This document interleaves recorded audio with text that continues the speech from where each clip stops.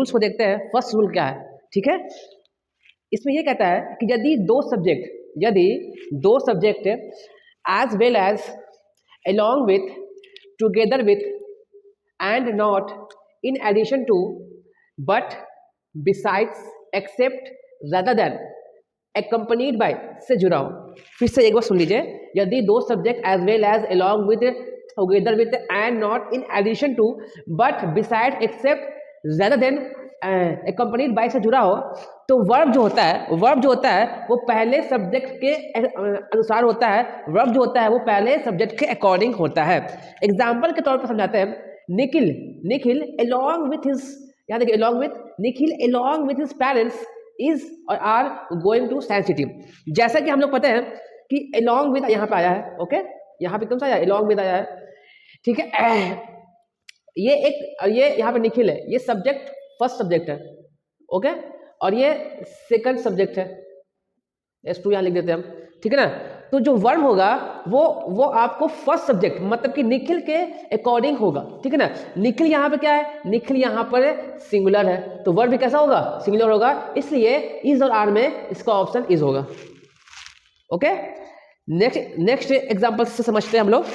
The captain as well as his coach were not present in the ground, ठीक है। अब यहाँ पे हम देखते हैं एज वेल एज से दो सब्जेक्ट मेरा जुड़ा हुआ है। ये फर्स्ट सब्जेक्ट है S1, ओके, एंड ये सेकंड सब्जेक्ट है S2, ठीक है। एज वेल एज बीच में है, इसमें दो सब्जेक्ट है, S1 है और S2 है। अब यहाँ पे तो वर्ब जो होगा वो फर्स्ट सब्जेक्ट के अकॉर्डिंग चलेगा, ठीक है। तो फर्स्ट सब्जेक्ट क्या मेरा, फर्स्ट सब्जेक्ट द कैप्टन है, सिंगुलर है, यहाँ पर भी वाज लगेगा, ओके।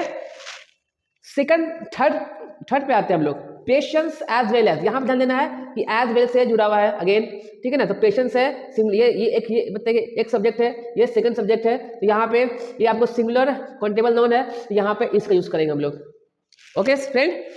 चलिए रूल 2 पे आते हैं। रूल 2 ये बोलता है, ठीक है ना, each, every, everyone, someone, none, one, many, a, more than one हमेशा अपने साथ सिंगुलर सब्जेक्ट और सिंगुलर वर्ब लेगा, ठीक है। फिर सुनिए एक बार, each, every, everyone, someone, none, one, many, a, more than one हमेशा अपने साथ सिंगुलर सब्जेक्ट और सिंगुलर वर्ब लेगा, ओके। एग्जाम्पल से हम लोग और समझते हैं। ईच गेस्ट या गेस्ट हैव कम।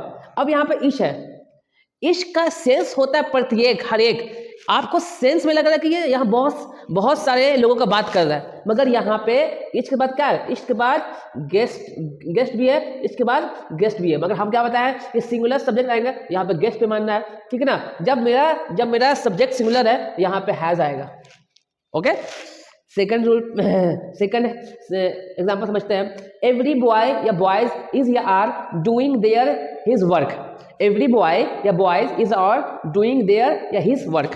तो यहाँ पे एवरी आया, ध्यान देना, यहाँ पे क्या आया, एवरी आया है। तो एवरी के बाद सब्जेक्ट कैसा होगा, सिंगुलर सब्जेक्ट होगा। तो एवरी के बाद बॉय या बॉयज में बॉय आएगा, ठीक है ना। जब मेरा सब्जेक्ट सिंगुलर होगा तो वह भी क्या होगा, इसमें जब मारेंगे डूइंग देयर, तो यहाँ पे हिज होगा, वर्क होगा। तो कहने का ये मतलब हुआ कि ये सब जिससे सेंटेंस शुरू होता है तो सिंगुलर में जाता है, ओके। मेनी आ, ठीक है ना, मेनी आ भी, ठीक है। मेनी आ के बाद जो होता है सब्जेक्ट है वो मेरा सिंगुलर होता है, ठीक है। मेनी आ स्टूडेंट्स हैज या हैव देयर या हिज वर्क, ठीक है, ओके फ्रेंड। तो मेनी ए के बाद सब्जेक्ट जो होगा वो सिंगुलर होगा। देखिए ये आपको सिंगुलर है, ये आपको प्लूरल है, तो यहाँ पे स्टूडेंट हो जाएगा, सिंगुलर में जाएंगे। अब सिंगुलर लिए हैं, यहाँ पे हैज पे जाएंगे, ओके। जब हैज पे जाएंगे तो ये भी मेरा हिज हो जाएगा, तो सब मेरा सिंगुलर पे जाएगा, ओके फ्रेंड। अब यहाँ देखिए ये बहुत इंपॉर्टेंट है, बहुत ही स्टार मार्क। यहाँ पे अक्सर लोग गलतियां करते हैं कि मोर देन वन, ठीक है। मोर देन वन का सेंस दे रहा है कि एक से ज्यादा का सेंस दे रहा है, मगर याद रखना है हम लोगों को कि मोर देन वन के बाद भी सब्जेक्ट कैसा होगा, मोर देन वन के बाद भी सब्जेक्ट आपको सिंगुलर होगा, इसलिए मैन पे जाना है, ठीक है ना। जब मेरा सब्जेक्ट सिंगुलर है तो वर्ब भी मेरा क्या होगा, सिंगुलर होगा, यहाँ पे वास में जाना है, विद इन दी ऑडिटोरियम।